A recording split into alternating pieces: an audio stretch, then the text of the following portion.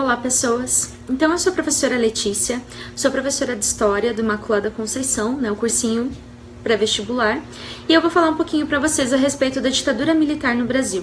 Então, a ditadura militar no Brasil começa de 64 a 1985.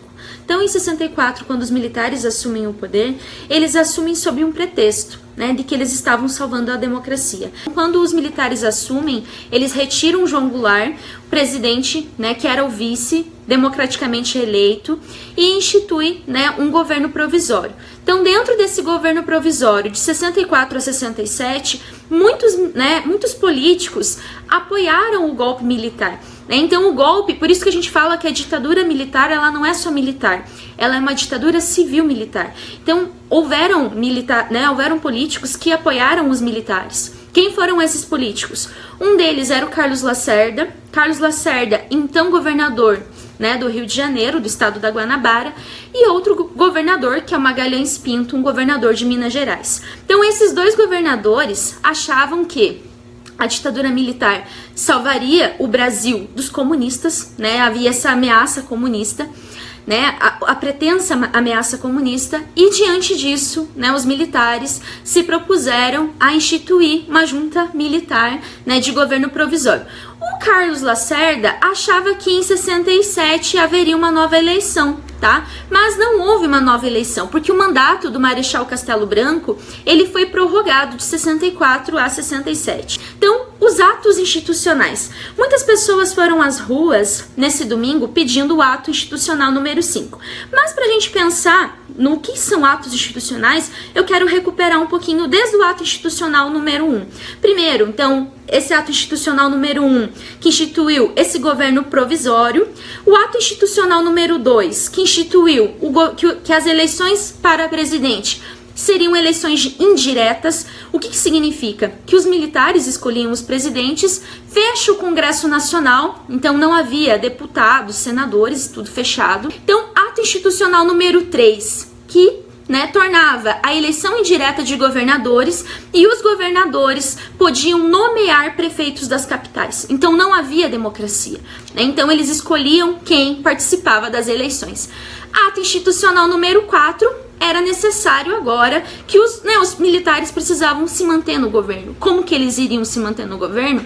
Criando uma nova Constituição. A Constituição que estava vigorando era a Constituição de 46, do Eurico Gaspar Dutra. Depois da organização da Constituição de 67, a ditadura militar vai mostrar para que ela veio. Então, ela vai sistematizar cada vez mais o regime. Então, ela vai organizar politicamente esse regime.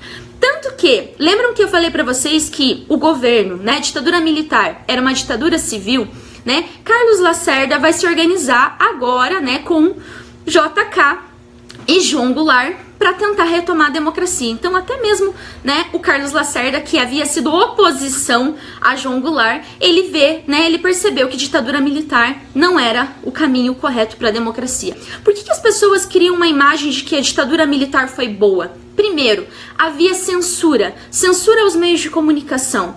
Então, tudo era censurado. Se vocês procurarem várias fontes, vocês vão ver vários jornais censurados. Censuravam a capa, colocavam receita de bolo na frente. Então, isso não é, a gente não está falando de brincadeira, a gente está falando baseado em vários estudos de vários historiadores.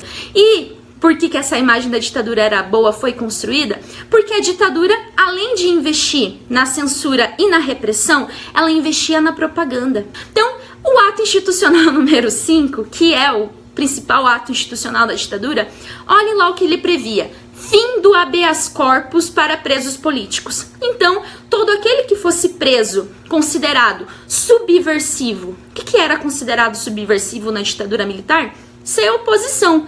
Qualquer pessoa que fosse oposta às ideias dos militares ou demonstrasse algum tipo de contrariedade, podia ser considerado subversivo. Não podia responder em liberdade. Então, aquelas pessoas que foram presas, se fosse no período da ditadura militar, elas estariam presas, Elas não poderiam responder em liberdade, mesmo se fossem, réus primários. Tomem cuidado, então, com essas imagens. Então, havia censura, havia repressão, não havia liberdade de expressão. Você não podia, né, se hoje houvesse uma ditadura militar, você não poderia pronunciar, né, não poderia nas suas redes sociais, ou WhatsApp, Facebook, Instagram, expor as suas opiniões políticas. Na democracia há debate, tanto que o conceito de democracia prevê o seguinte: debate, oposição de ideias, liberdade de expressão.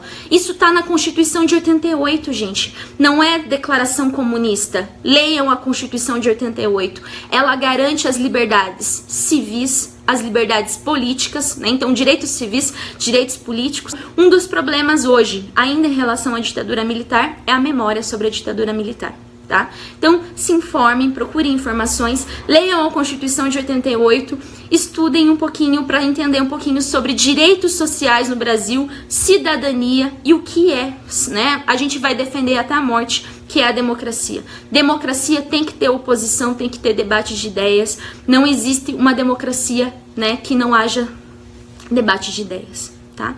Um beijinho para vocês, espero ter contribuído.